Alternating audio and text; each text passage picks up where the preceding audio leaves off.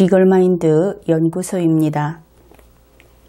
주한미군 사령부가 서울 용산에서 평택으로 갔습니다. 이것을 옮겨갔다, 이사갔다 이렇게 이야기할 수 있겠죠. 그러면 그 의미를 어떻게 받아들일 것인가? 이 간단한 사실 표현에도 의미는 여러 가지가 있습니다. 첫 번째 풀이 방법은 이러한 것입니다. 대한민국에 있던 주한미군 사령부가 대한민국에 계속 있다. 이렇게 대한민국 전체로 볼 때 그 안에서 움직였다 하는 것은 작은 사실이 될 것이고 결국 변화가 없는 것이나 마찬가지라고 할 겁니다. 이러한 입장에서 불만을 표시하고 있는 정당이 정의당입니다. 그들은 바뀐 게 없다. 미군이 대한민국에서 나가야 미군 철수를 해야 한다 하고 주장을 합니다. 두 번째 풀이 방법은 다음과 같습니다. 이곳에 있다가 저곳으로 옮겨갔다. 이런 경우의 변화는 첫 번째 풀이보다는 좀 더 크다고 하겠죠. 이렇게 풀이하는 입장이 문재인 청와대 대통령, 민주당, 그리고 상당수의 국민들, 그 보수 혹은 우파라고 부르는 정치 세력을 포함해서 상당수의 국민들이 이렇게 풀이를 하고 있습니다. 그 다음으로 세 번째 풀이 방법이 또 있습니다. 그것은 이곳에 있었는데 앞으로는 이곳에 없게 되었다. 앞으로는 저곳에만 있게 되었다. 이렇게 풀이를 하게 되면 그 변화는 대단히 커집니다. 그런데 이러한 세 번째 풀이 방법이 선진국에서 따르고 있는 풀이 방법이라고 할 수 있습니다. 우선 여기에서 두 번째 풀이 방법을 좀 상세히 살펴보기로 합시다. 두 번째 풀이 방법은 상당히 광범위한 그러한 그룹 혹은 집단에서 이것을 지지하고 있다고 이야기를 했고, 그러다 보니 여기에 흔히 말하는 좌우파가 다 들어가 있습니다. 우선 문재인 청와대 대통령 그리고 좌파 계통에서 이 두 번째 풀이 방법을 택하면서 그들이 주장하는 바는 다음과 같습니다. 서울 밖으로 보냈다 하는 것이죠. 조금 강하게 표현을 하면 미제국주의 세력을 서울에서 몰아냈다. 돈 좀 들었지만 성공했다. 이러한 이야기들을 하고 있습니다. 다음으로 우파 계통에서는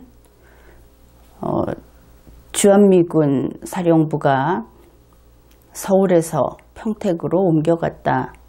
물론 이 계획은 문재인 청와대 대통령이 세웠거나 추진했거나 한 것은 아닙니다.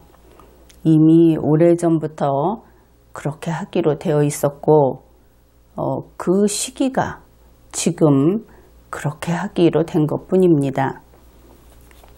그러니까 우파 계통에서는 평택기지가 좋다 하는 것을 강조하고 있죠. 아주 돈을 많이 들였다. 혹은 세계 그 미군 기지 가운데 면적이 가장 넓다. 이런 주장을 하는 겁니다. 그런데 특이하게도 우리가 좌파하면은 그들이 좀 물질적인 것 혹은 돈 이런 것을 따르지 않고 그들의 이념이라든지 흔히 말하는 그 평균적인 평등이라든지 이런 것을 따른다고 생각을 해왔는데, 현재 우리나라의 좌파는 성격이 다릅니다. 김정은의 입장에서는 아주 욕할 거리가 많은 자본주의에 찌들고, 다시 말해서 돈독이 오른 그런 좌파. 그러니까 좌파 가운데 돌연변이에 해당이 되겠죠. 그들은 대단히 돈을 밝히고 사람을 돈으로 평가하고 있습니다. 문재인 청와대 대통령 자신은 그렇지 않는다고 할지 모르겠지만, 그 민주당 계열 혹은 그들의 그 문재인 씨를 지지하는 사람들, 그들 입에서 돈이 없는 서민은 인간이 아니다. 국민으로서의 도리를 다하지 못하는 것이다. 그런 이야기를 공개적으로 밝히고들 다닙니다. 어떻든 이렇다 보니 문재인 청와대 대통령과 한국 좌파 그리고 우파의 공통점이 바로 여기에서 나타나게 됩니다. 모두 돈만 본다 하는 것이지요. 이러한 인식이 우리의 신문이나 방송의 그 기사 제목에 그대로 드러나 있습니다. 이번에 이 주한미군 사령부의 그 이전 그것과 관련해서 신문에서 어떻게, 방송에서 어떻게 보도하고 있는지 그것을 살펴봅시다. 서울신문의 경우에는 가장 흔한 표현을 썼습니다. 주한미군사령부 평택시대 이런 제목이었고, 그것은 그저 사실을 이야기한 데 불과하지요. 그런데 데일리안의 경우 주한미군 평택시대 열어 면적 여의도 5배 부동산에 주목하고 있죠. 그 크기를 강조하고, 조선일보 여의도 5배 미국 기지 중 최대, MBC 주한미군 평택시대 용사는 생태공원으로. 그래서 이들의 특징은 부동산이라는데 그 초점이 맞춰져 있다.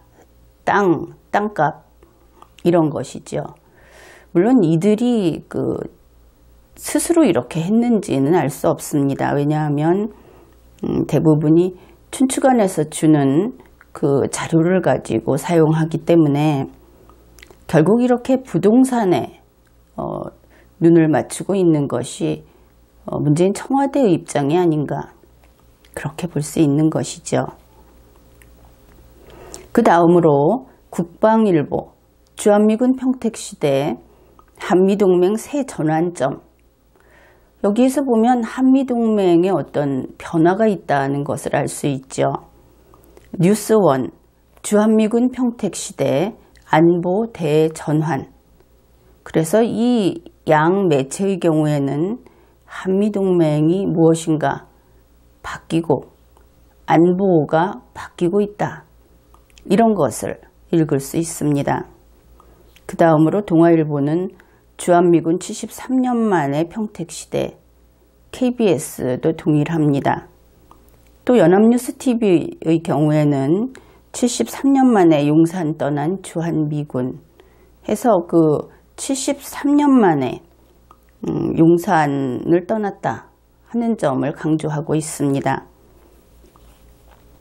그래서 이렇게 좌우를 막론하고 그 땅이라는 것, 부동산의 크기, 돈, 이런 데 느긋하게, 그런데 그 관심을 기울이고 있다는 것을 알 수 있죠. 여기에서 어느 누구도 걱정하는 빛은 보이지 않고 있습니다.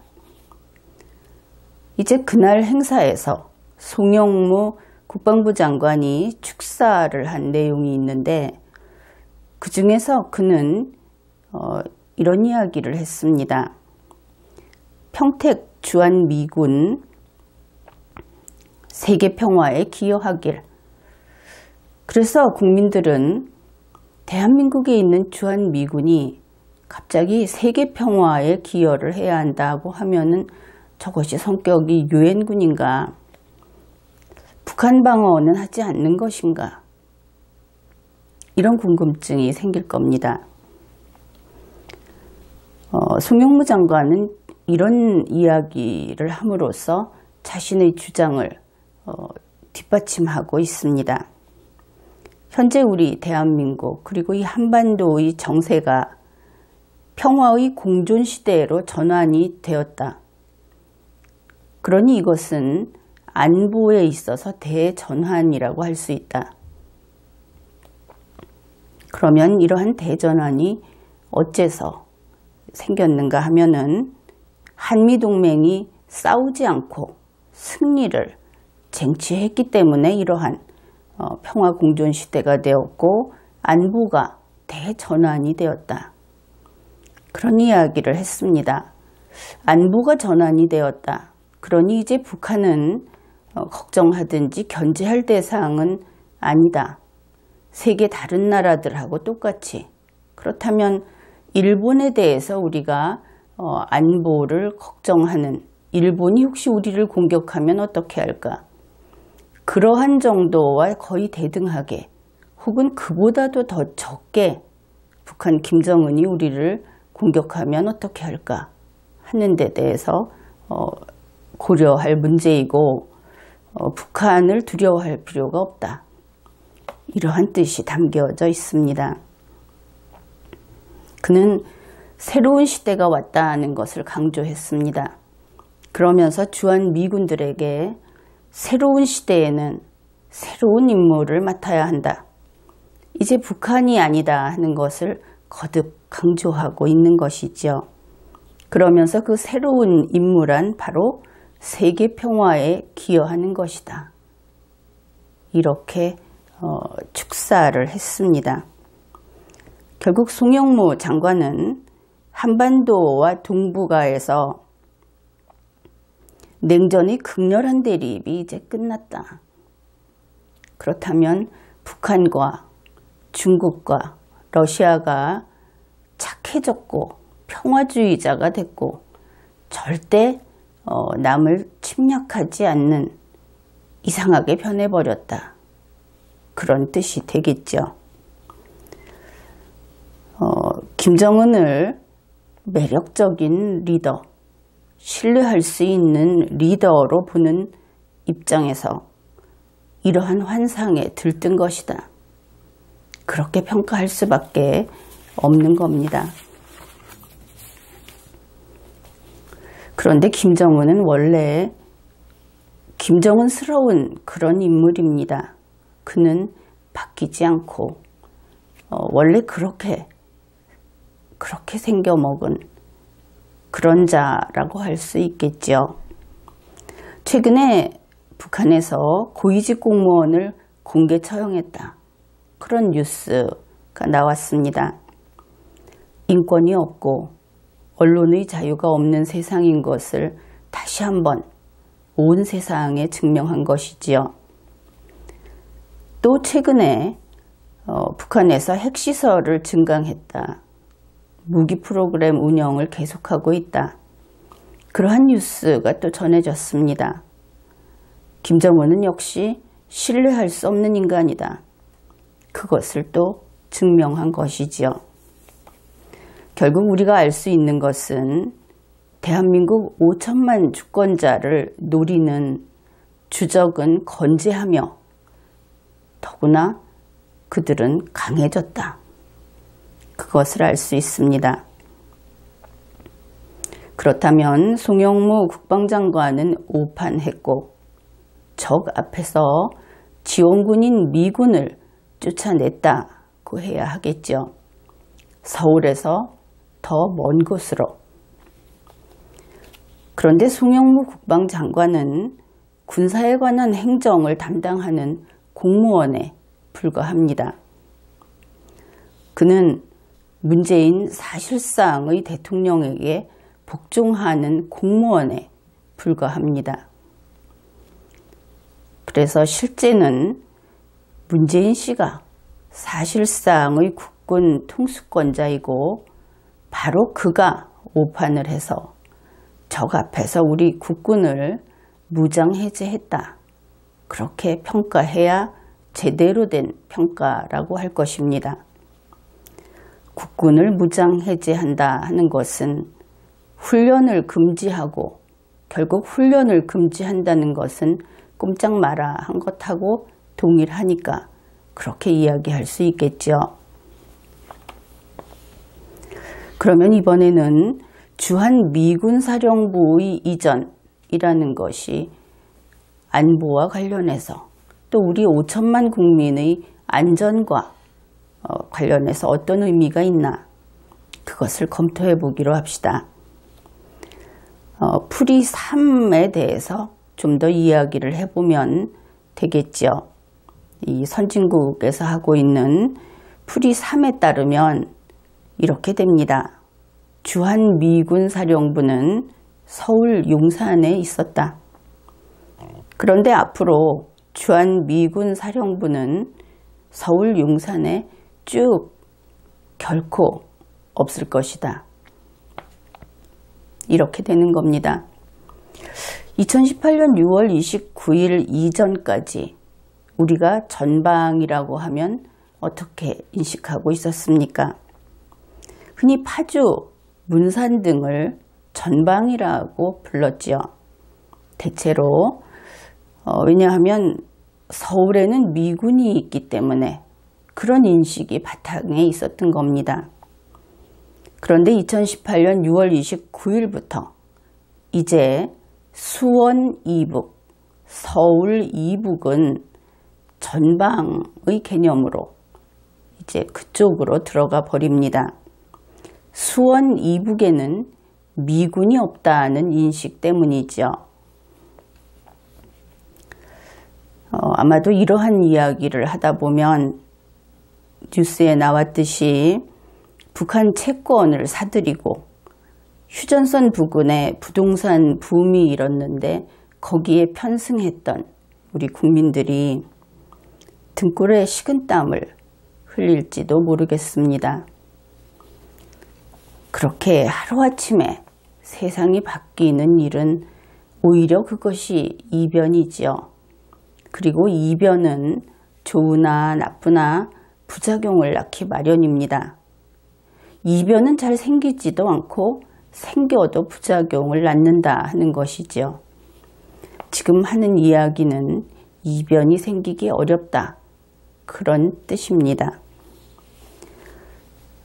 미국의 군사 전문 포럼인 밀리터리닷컴에서 이번 일을 한 줄로, 그러니까 이번 기사 제목인데 거기에서 아주 함축적으로 그 내용을 알려주고 있습니다.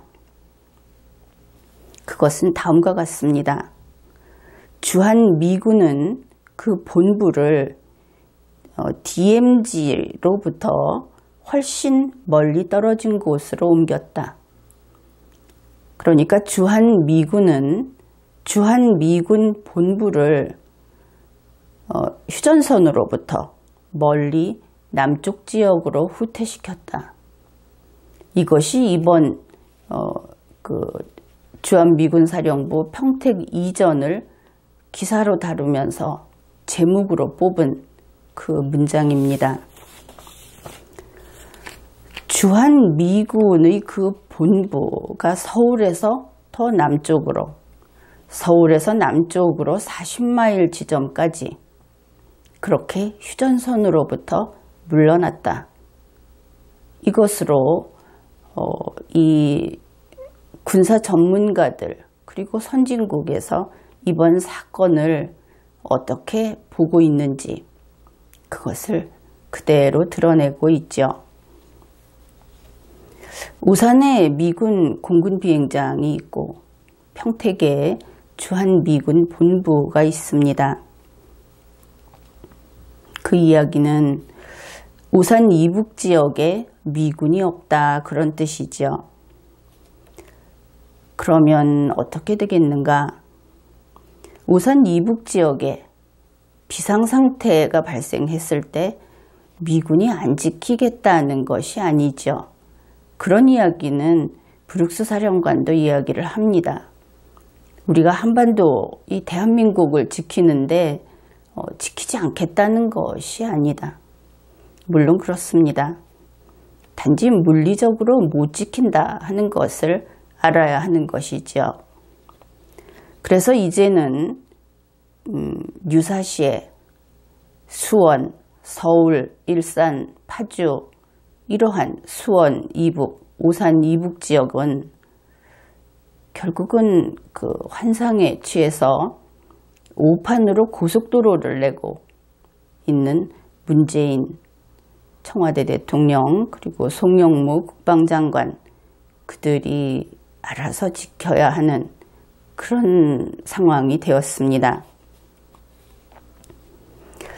그런데 지금 이 상황은 흔히 데자뷰라고 하는 그런 과거에 동일한 사건이 있었다 하는 것을 인지하는 우리 국민들이 더러 있을 겁니다. 지금과 똑같은 상황이 6.25 때 있었던 것입니다. 그때는 일본에서 미군이 왔는데 미군 스미스 대대의 첫 전투가 바로 오산 평택 그곳에서 벌어졌습니다. 바로 서울 이남이었던 것이죠.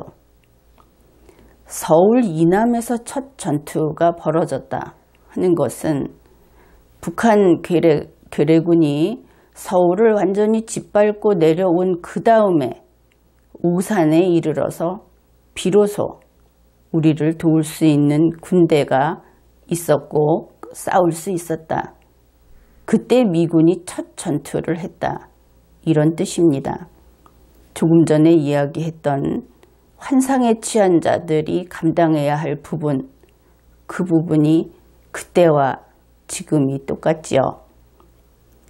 이번에 미군을 감축해서 일본으로 빼게 되면 이제 일본에서 온다고 하는 것까지 아주 똑같아져 버립니다. 최근 김정은이 그 핵시설을 계속 증강하고 있었다 하는 뉴스가 나오면서 미국 트럼프 대통령이 김정은의 배신에 분노한다. 또 그런 이야기를 하는 그런 언론도 있었습니다. 그러나 나는 트럼프 대통령이 분노한다고 하는 그 보도, 그것을 지지하고 싶지 않습니다. 왜냐하면 도널드 트럼프 대통령은 김정은의 그 이번에 밝혀진 것으로 알려진 핵시설 증강, 그것을 이미 알고 있었습니다. 만일 정말로 도널드 트럼프 대통령이 분노라는 말, 분노를 출발로 해서 어떤 조치를 하겠다고 한다면 그것은 단지 카드로 쓸 뿐이다. 그것을 알아야 하는 것이죠. 세계적인 큰 그림을 그리는 사람들에게는 특징이 있습니다. 그것은 거대한 일관성이 있다 하는 것입니다.